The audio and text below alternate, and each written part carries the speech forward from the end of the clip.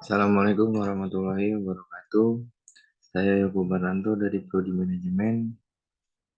Ingin presentasi untuk ujian akhir semester. Mari kita masuk ke materinya. Manajemen Logistik, dosen pengampunya Wina Sari Kusumaningtyas, SIP, SEMM. Sistem Manajemen Logistik. Pengertian Sistem Manajemen Logistik. Sistem manajemen logistik merupakan segala usaha terpadu guna pencapainya tujuan logistik yang telah dibuat dan ditentukan sebelumnya. Tujuan logistik dalam sistem logistik dapat berbeda-beda, misalnya tujuan biaya yang serendah mungkin atau tujuan penyimpanan barang yang awet dan sebagainya. Maka perlunya merancang suatu sistem logistik yang disesuaikan dengan tujuan yang ditentukan sehingga sistem tersebut akan mampu memberikan hasil yang dikehendakinya. Sistem logistik dalam suatu organisasi perusahaan sebenarnya merupakan kaitan atau hubungan dari kegiatan logistik dengan unit-unit operasi lainnya operasi perusahaan seperti bidang pemasaran, produksi, keuangan, dan logistik itu sendiri. Menurut James C. Johnson, sistem manajemen logistik bahwa keberadaan sistem di perusahaan atau di pabrik akan ditentukan oleh faktor-faktor input dan output. Kedua faktor-faktor ini saling melengkapi dan berfungsi sebagai satu kesatuan yang akan membentuk satu sistem. Hal ini yang dikatakan sistem manajemen logistik. Faktor-faktor input dari sistem manajemen logistik adalah faktor bahan mentah atau bahan baku, suku cadang, dan komponen lain yang mendukung, sedangkan pengaruh dari luar perusahaan yang mempengaruhi kegiatan logistik seperti: satu, struktur industri; kedua, pasar yang disetujui; tiga, peraturan pemerintah; empat, strategi bersaing; dan yang kelima, keadaan perekonomian; dan yang keenam, manajemen penyedia; dan yang ketujuh, kebiasaan pembeli. Faktor sistem logistik. Operasi perusahaan dari dalam dan luar organisasi perusahaan sangat mempengaruhi kegiatan logistik karena kegiatan ini tidak bisa berdiri sendiri selain harus selalu mempertimbangkan kepentingan bagian lain. Perusahaan yang melakukan efisiensi logistik akan mendapatkan keuntungan dalam biaya dan jasa. Faktor-faktor yang harus diperhatikan dalam sistem terpadu organisasi perusahaan adalah: satu, pengumpulan, yaitu kegiatan pengumpulan sejumlah barang dari barang yang ditunjuk guna penjualan akhir ke konsumen. Dua, penyimpanan. Kegiatan berkonsentrasi pada penyimpanan barang. Fungsi penyimpanan biasanya tersebar di antara perusahaan di dalam kelompoknya. Dan yang ketiga, transfer. Suatu mekanisme transformasi dari suatu atau beberapa macam barang yang harus diubah bentuknya secara fisik guna menunjukkan transaksi. Empat, pembayaran. Penempatan produk yang disesuaikan dengan jenis klasifikasi pada tempat tertentu dan di waktu yang tepat. Dan yang kelima, pembiayaan. Anggaran keuangan yang harus dikeluarkan oleh perusahaan guna melaksanakan kegiatan logistik. Biaya logistik diusahakan seefisien mungkin. Dan yang keenam, komunikasi. Komunikasi penyampaian ide, konsep, gagasan, informasi ke arah hasil yang diharapkan. Komunikasi terus berlangsung selama produk barang transfer sesuai dan disimpan dalam menghadapi perubahan transaksi di masa mendatang. Unsur sistem manajemen logistik. Satu, struktur fasilitas.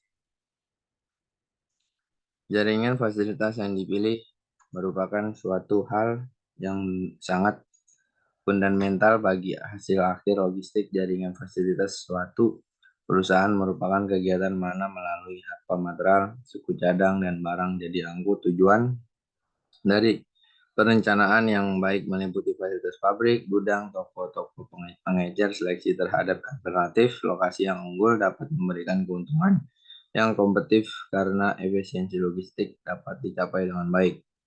Dan yang kedua, transportasi. Sistem logistik memandang kegiatan transportasi dengan 4 faktor yang memegang peran yang cukup penting, yaitu biaya, kecepatan, pelayanan, dan konsistensi. Biaya transportasi merupakan pembayaran yang harus digunakan untuk mengganti bahas jasa pengangkutan barang yang telah dikeluarkan. 3. Persediaan. Secara teori dapat mengadakan jumlah persediaan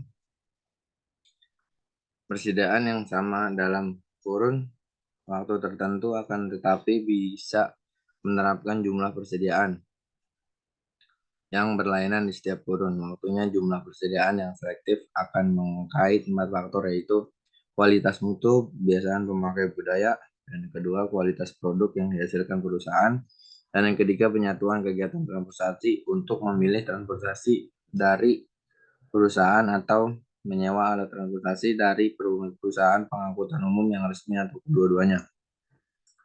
Dan yang keempat, kegiatan gerakan persaingan perusahaan. Dan yang kelima, persediaan dana yang disiapkan oleh kegiatan persediaan bahan baku, suku cadang, dan barang jadi. 4. Komunikasi. Komunikasi yang harus dilakukan adalah komunikasi menyeluruh, yaitu suatu komunikasi yang berjalan di antara semua bagian perusahaan. Kelemahan dan pelaksanaan komunikasi ini menimbulkan banyak perusahaan. Hal ini bisa terjadi karena komunikasi merupakan cara penyampaian suatu sumber informasi, ide, konsep, gagasan dari pihak satu ke pihak lainnya. Kecepatan harus informasi juga berkaitan dengan integrasi dari keberadaan struktur fasilitas, kegiatan transportasi, kebijakan dalam persediaan, pengelolaan, dan penyimpanan. 5. Pengelolaan dan penyimpanan. Pengelolaan dan penyimpanan berhubungan dengan kebijakan jumlah persediaan secara aktif selektif melalui jumlah persediaan serta di antara alokasi fasilitas, kegiatan transportasi, alokasi persediaan, dan jaringan komunikasi yang digunakan, maka akan menjadikan kegiatan pengelolaan dan penyimpanan merupakan suatu struktur sistem bagi arus barang. Kinerja logistik perusahaan. Kinerja aktivitas logistik harus mampu menghasilkan laba optimum bagi perusahaan melalui pelayanan yang baik pada para pelanggan. Untuk mewujudkan Bowersox 1998 menetapkan komponen ukuran kinerjanya, yaitu The Nature of Logistic Performance, Watch, to Capabilitas, dan Quality. Elemen ketersediaan produk biasanya diukur secara rinci melalui sebuah kinerja. Rata-rata tersedia semua pesanan, frekuensi pemesanan uang.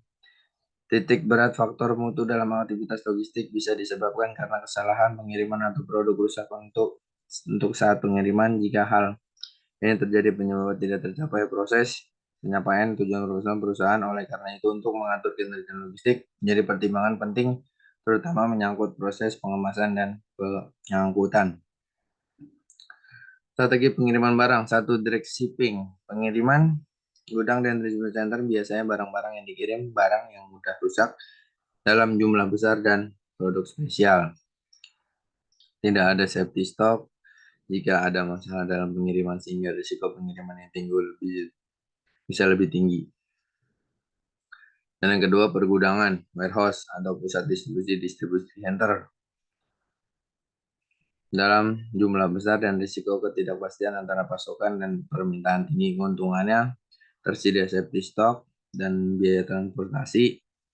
Dan ketiga, jumlah investor total mulai dari produsen sampai konsumen. Dan yang keempat, bertambahnya kemungkinan kerusakan barang karena proses penanganan yang lebih banyak dan penyimpanan yang lebih lama. Terima kasih. Saya Yoko Barnanto dari Prodi Manajemen. Saya akhiri. Wassalamualaikum warahmatullahi wabarakatuh.